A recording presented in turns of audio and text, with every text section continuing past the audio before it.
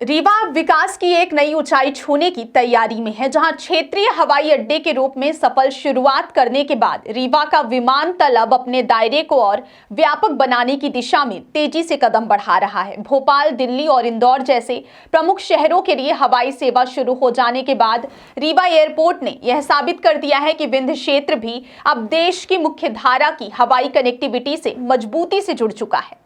अब अगला लक्ष्य है रीवा विमानतल को राष्ट्रीय स्तर के मानकों के अनुरूप विकसित करना और भविष्य में इसे अंतरराष्ट्रीय मानकों की दिशा में अग्रसर करना।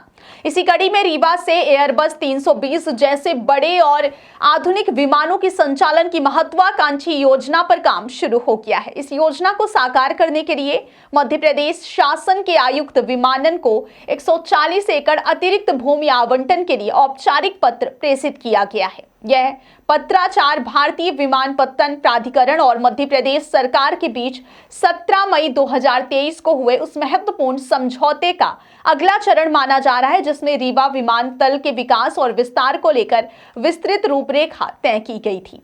वर्तमान स्थिति की बात करें तो रीवा एयरपोर्ट का रनवे लगभग 1800 मीटर लंबा है, जो अभी ATR 72 जैसे छोटे विमानों के संचालन के लिए पर्याप्त है। लेकिन एयरबस 320 जैसे बड़े विमानों की सुरक्षित लैंडिंग और टेक ऑफ के लिए रनवे की लंबाई को बढ़ाकर कम से कम 2300 मीटर करना अनिवार्य है। इसी आवश्यकता को ध्यान में रखते हुए अतिरिक्त 140 एकड़ भूमि की मांग की गई है, ताकि रनवे विस्तार के साथ साथ अन्य आवश्यक बुनियादी ढांचे का भी विकास किया जा सके। वर्तमान में रीवा से उड़ान भरने वाले ATR 72 विमानों में लगभग 70 से 72 यात्रियों के बैठने की क्षमता होती है, जबकि एयरबस 320 जैसे विमान एक साथ 150 से 180 यात्रियों को लेकर उड़ान भरने में सक्षम होते हैं।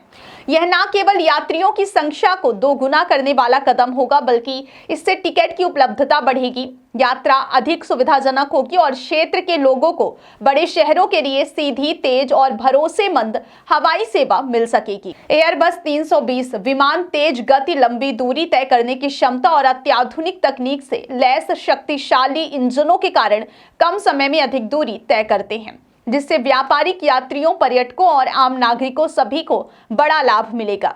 यदि मध्य प्रदेश शासन द्वारा समय पर 140 एकड़ भूमि का आवंटन हो जाता है तो रीवा विमानतल की तस्वीर पूरी तरह बदल जाएगी। रनवे विस्तार के साथ साथ टर्मिनल भवन, एप्रन, टैक्सीवे और अन्य सहायक सुविधाओं के विकास की संभावनाएं भी खुलेंगी, जिससे रीवा एयरपोर्ट एक आधुनिक और पूर्ण विकसित हवाई अड्डे के रूप में उभरेगा।